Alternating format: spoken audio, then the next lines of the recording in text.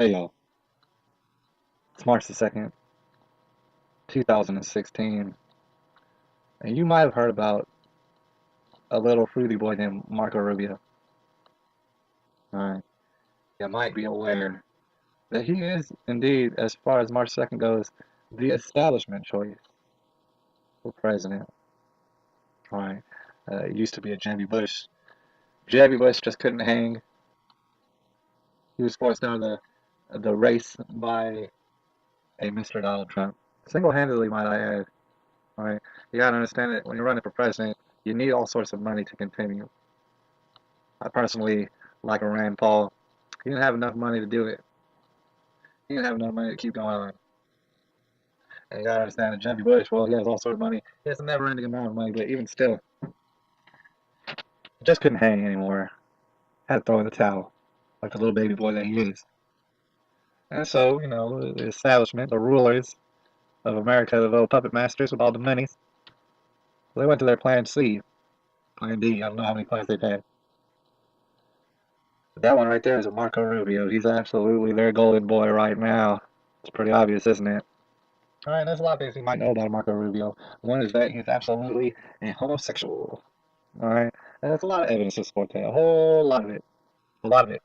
Phone parties, getting arrested late at night over in suspicious areas, wearing high heels and thinking that that don't really matter too much. All sorts of anti-gay rhetoric. Let me tell you something, man. I mean, shoot, man. Come on. We've seen this time and time again. You know what I'm saying? You get a homo fella. He gets into politics. He's an absolute nothing loser. Before he gets into politics, he gets into politics, realizes he starts talking some shit. Well, he can get paid. That's what he done. And it's a classic homo politician tactic to go ahead and throw all the other homos under the bus. Now, as far as president of the United States, I don't know about you, but I personally couldn't care less what the president of the United States thinks about homos doing whatever they want to do. All right. Perhaps as the president or a candidate for the presidency, perhaps you should shut your mouth and talk about stuff that's more important than that. However, you've seen all those clips. Him talking some mad shit about other homos, and it's a classic homo politician tactic. They like to throw the rest of the homos under the bus. Right? And the reason they do that is because, I mean, for a lot of reasons, but basically they're being blackmailed for other homo activities from the past. And the fact is, they couldn't do anything were they not for the people donating all that money to them. So they're in a catch-22. They're between a rock and a hard place, these homo politicians. Hmm. All right. We all know this about Marco Rubio. We know he's a war hawk. We know he's an absolutely fake Christian person talking about Donald Trump's penis. You seen that? All right. Um, here's what might be news to you. Might not be shocking to you, but check that out right there. A little video clip. Of course, I left you a link to where I found the video clips right down there. I don't know if you understand what it is that you're seeing right there. Let me break it down for you. All right. Here, let me give you an example. Back when I was a little kid, I used to watch professional wrestling. All right, that was back in the golden days of professional wrestling. I'm talking about the early 90s. The late to the mid 80s were probably some of the best years in professional wrestling. All right, and one of the biggest reasons for that is the mad cocaine use. All right, everybody knows that. All right, and the reason for this is, I mean, cocaine doesn't necessarily give you a whole bunch of muscles. It doesn't. Maybe at the time of doing it, it'll give you some superhuman strength, but even more than that, it'll allow you to go over the top. It'll allow you to have all sort of good feelings, regardless. It'll allow you to feel real good about what you're doing. Right? Even if it's all just for show. So what you're seeing right there is kind of a manifestation of that. It's kind of the same exact thing. You got a Marco Rubio. As much money as he's getting, as much support as he's being given from his little puppet masters. It don't matter. As much as the crowds, the the small, very small crowds that he pulls in, gobbles up his lies like Thanksgiving Day dinner. He can't pull off the speeches that he's doing. He can't spew the garbage coming from out of his mouth without drugs. That's what's happening right there.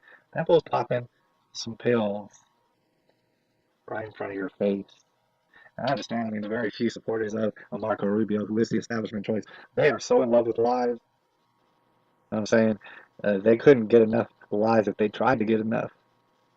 All right. If they bathed in lies, if they ate, and they do, if they could put lies in bottles, they'd be chugging them down. All right. They'd be getting drunk off of them. Right. And so, what I'm saying? Probably another one of those lies is going to be, oh, well, perhaps. But he's popping in his mouth. Oh, perhaps those are vitamins. Maybe he's just popping like a mint in his mouth for some minty fresh breath. Yeah, that's a possibility.